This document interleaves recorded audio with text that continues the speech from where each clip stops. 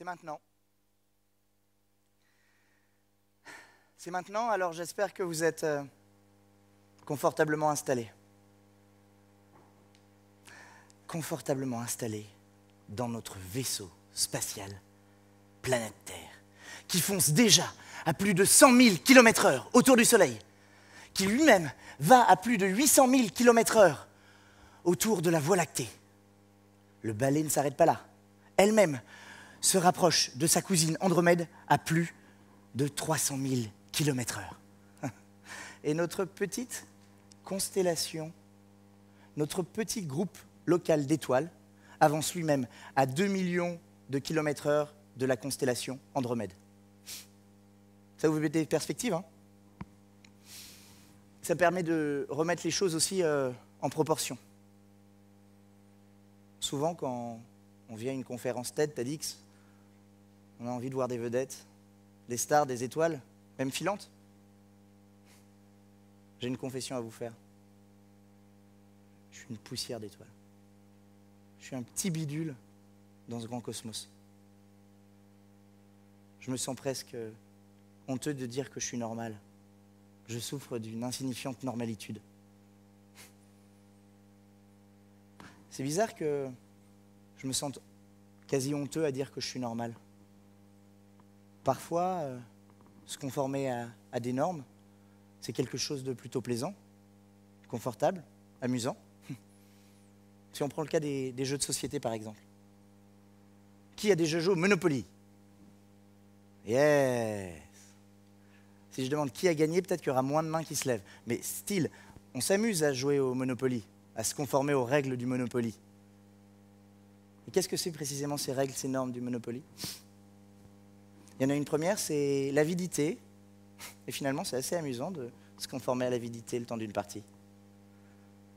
D'avoir une première rue, une deuxième rue, de faire une suite de couleurs, d'étaler notre territoire, de s'étendre. Et puis de s'étendre. Deuxième principe, après l'avidité qui est marrant dans le Monopoly, c'est la compétition. Parce que je vais m'étendre sur les territoires des autres. Attention, j'ai 3 gares. Il est hors de question que tu tombes sur la 4e. Elle est à moi. Hein? Je veux double location. Et puis je veux une maison, et puis 2, et puis 3. Ah oui, parce que le 3e principe, c'est l'accumulation. 3 maisons, 4 maisons, mon premier précieux hôtel, mon 2e précieux hôtel. Finalement, au bout de 10 tours, on peut arrêter une partie. On sait très bien qui va gagner. Mais quand on arrête la partie avant la fin, le plus frustré, c'est pas celui qui était à la traîne, qui pouvait espérer que le jeu se retourne. Non, c'était celui qui gagnait parce qu'il voulait gagner encore plus. Il voulait passer à 2 hôtels, 3 hôtels, 4 hôtels sur toutes ses cartes. Alors vous allez me dire, attends Olivier, ok, il y a des normes, mais on s'y conforme. Le temps d'un jeu, dans la vraie vie, ça ne se passe pas comme ça, on ne peut pas être aussi déviant. Vous pensez? J'ai une deuxième confession à vous faire. En plus d'être normal, je suis nul en orthographe.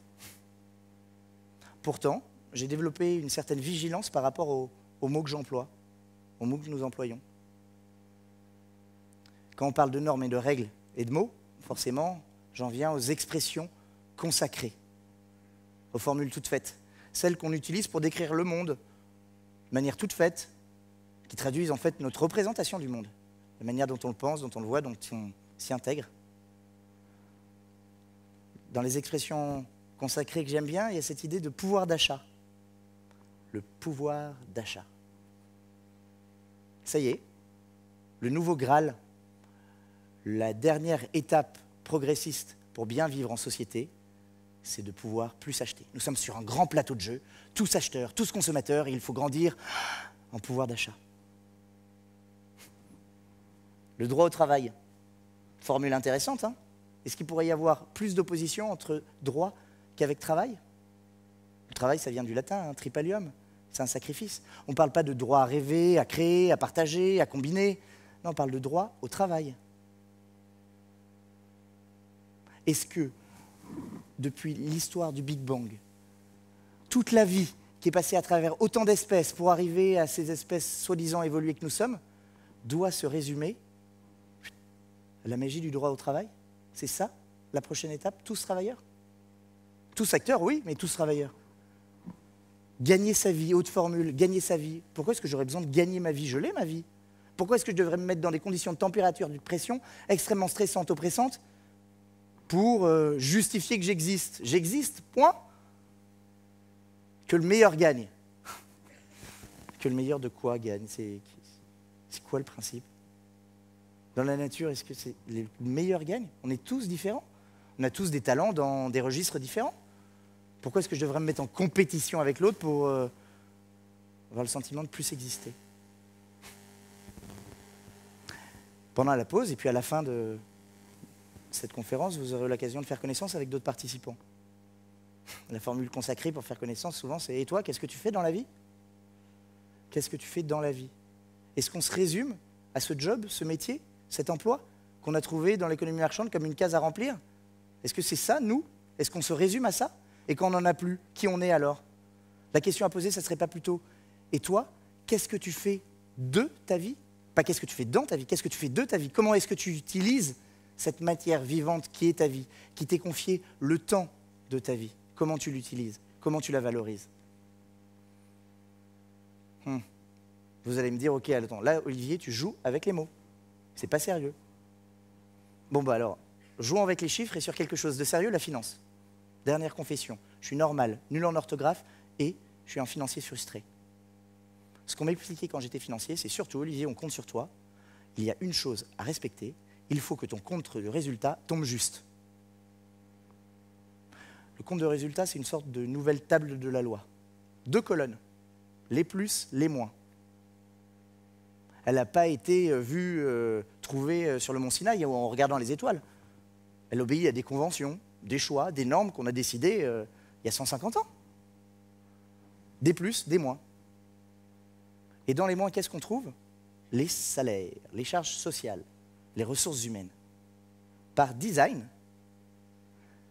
tout ce qui est associé au développement des personnes, la valorisation de leurs compétences, ce sont des moins, ce sont des charges.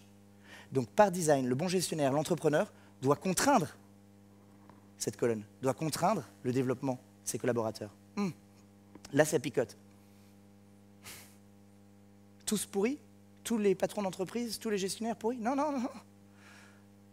Oui, vous me direz que certains, beaucoup, ont de la moralité, font la part des choses, de l'éthique. J'espère, je le souhaite. Il en faut. C'est pas le sujet. Moi, quand je joue au Monopoly, je joue avec des gens super bienveillants, sympas, bien attentionnés, qui ont le sens du partage. Mais le temps du jeu, ils respectent les normes.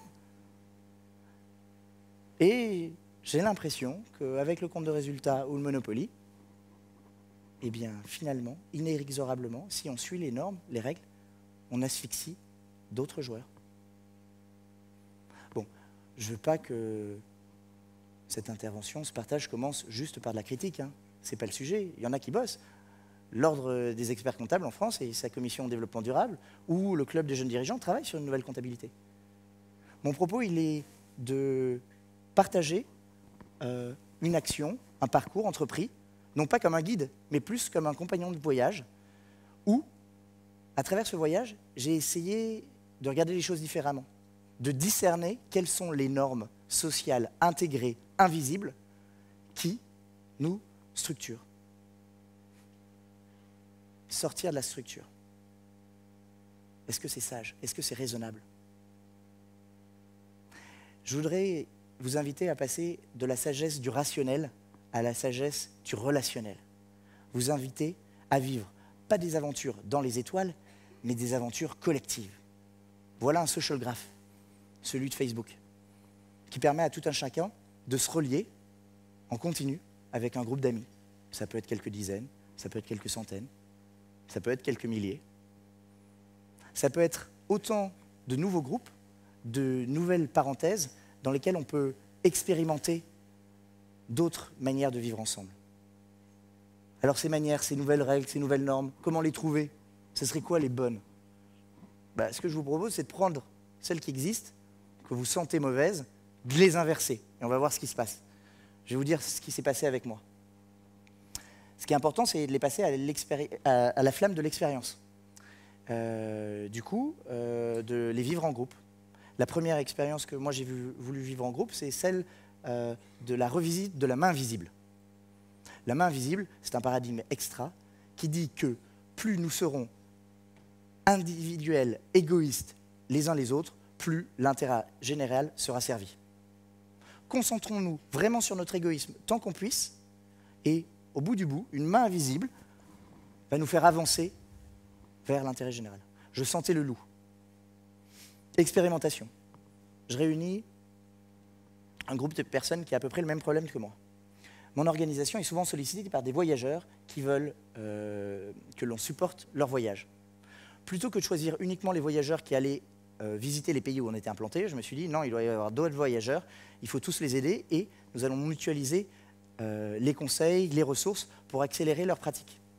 Nous avons monté le groupe Travel for Change qui réunissait 20 acteurs au début et en quelques mois, nous sommes devenus 300. 300 qui accéléraient le partage de bonnes pratiques, de bons contacts. Pas en se focalisant sur ce qui allait nous intéresser, moi, mais ce qui allait nous intéresser, nous. Autre exemple, mon organisation était en question vis-à-vis de l'usage d'Internet. Comment utiliser les nouvelles technologies pour avoir plus d'impact social? Nous avons monté un groupe, Digital for Change. Plutôt que de penser que nous étions en concurrence les uns avec les autres et que dès qu'un allait trouver le bon nouveau réglage technologique sur Facebook ou sur Twitter, il allait prendre une part de voix à l'autre, non, nous allons décider d'avancer ensemble. Cette fois-ci, nous étions 40 organisations. Et nous avons réuni 2000 personnes autour de ces sujets d'utilisation des technologies vers un changement social. Premier paradigme, la main invisible. Deuxième paradigme, laisser un professionnel n'aurait pas fait l'erreur. Précisément, laisser la main aux professionnels. Laissez-les faire leur travail. Les amateurs sont sympas, mais c'est pas sérieux. Moi, j'ai l'impression que la vie commence là où les catégories d'élite, comme suggère Christiane Singer, que le bon travail, la bonne coordination, la bonne hybridation entre les professionnels et les amateurs peuvent apporter des solutions créatives. Quand on parle de choses sérieuses, forcément, on pense à la politique. Il y a des professionnels de la politique. Il y a des personnes qui font carrière en politique. Est-ce qu'on peut leur confier toutes les rênes à eux seuls?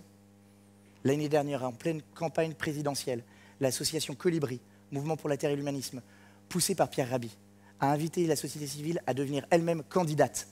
Chaque citoyen pouvait devenir lui-même candidat au changement, candidat pour changer les choses à son échelle, faire sa part. Cette fois-ci, nous étions plus quelques dizaines, centaines ou milliers. Nous étions 30 000 candidats au changement pour une république des consciences, 30 000 à agir là où ils pouvaient. Troisième paradigme que j'ai essayé d'inverser avec d'autres, c'est celui de la place de notre cerveau dans la gestion de la complexité. Quand les choses sont complexes, il faut réfléchir prudemment, longtemps, avec cet organe proéminent qu'est le cerveau. Parfois, les hommes en ont deux, mais moi, je parle de celui-là. Moi, pour les choses complexes, j'ai l'impression qu'il faut les sentir avec le cœur, avec le corps. Et de ce point de vue-là, l'expérience des TAS est tout à fait parlante. Quand je parle des TAS, je ne parle pas des pilules. Non, je parle des zones autonomes temporaires. Exemple, Burning Man. Burning Man est un formidable festival qui réunit depuis 25 ans 60 000 personnes dans le désert américain. 60 000 personnes qui, le temps d'une semaine, refont société autour de 10 principes de vie. L'expression radicale de soi, l'inclusion, la préservation de l'environnement, l'économie du don. On arrive sur Mars. Les lois gravitationnelles sont totalement différentes. Et quelle joie! Je ne peux pas l'expliquer avec des PowerPoint. Je ne peux pas l'expliquer sur Excel. Il fallait le vivre. Quand on revient sur Terre, quand on revient de Burning Man, forcément, la loi de gravité qui sévit ici, toutes les règles, les lourdeurs, on les voit, on les discerne. Si le premier enseignement était de voir que des normes nous conditionnent, partout, le deuxième enseignement que je voulais partager avec vous, c'est que grâce aux réseaux sociaux, vous pouvez aujourd'hui constituer des petits groupes et expérimenter des nouvelles manières de vivre ensemble et de les vivre intégralement. le résultat peut être joyeux. Et c'est précisément un des réglages, être dans la joie. Souvent, c'est en étant heureux qu'on devient meilleur. Par rapport à la norme, c'est difficile de sortir des moyennes, du cadre, du carcan. Quand on est en joie, sa petite musique intérieure vibre, résonne. Est-ce que la notion de moyenne a aucun sens en musique? Est-ce que des notes moyennes veulent dire quelque chose? Chacune à sa place, pour une harmonie globale.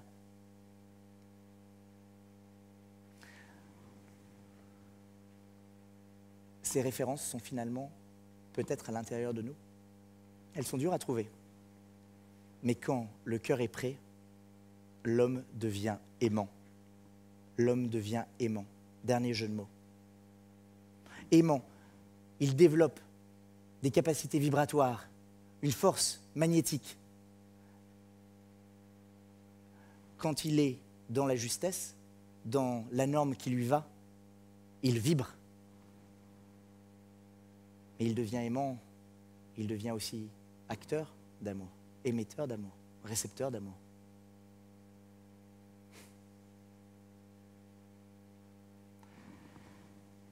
C'est difficile d'avouer aimer, de savoir aimer. Est-ce que je m'aime vraiment?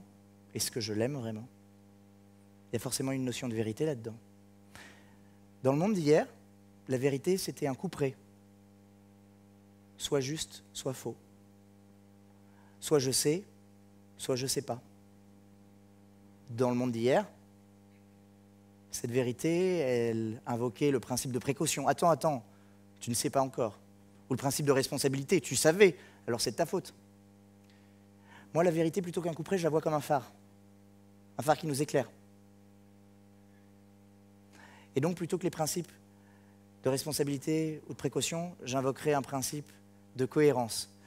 Quand cette vérité nous éclaire, on voit bien si on est aligné, si on est intègre, si ce que je dis, ce que je fais et qui je suis sont alignés. S'il y a des écarts, nos ombres apparaissent. À côté du principe de cohérence, la vérité, je pense qu'elle peut nous inviter vers un principe d'espérance. Car oui, tout est devant nous. La route n'est pas tracée. Pour reprendre Krishnamurti, la vérité est un pays sans chemin. Ça aurait pu être pratique, sécurisant, de s'appuyer sur des normes. Mais non, pas de balisage. C'est à chacun, sans doute, de trouver, grâce à sa boussole intérieure, ses propres normes, faire référence, discerner déjà celles qui sonnent faux, expérimenter avec d'autres de nouvelles, et enfin, se positionner, se placer là où il est juste. Alors vous allez me dire, oh là, on est guère Saint-Sauveur. Et mon intervention se termine en disant que nous avons en nous la possibilité de nous sauver par l'amour et la vérité. Mais de quoi avons-nous peur quand je vous dis ça?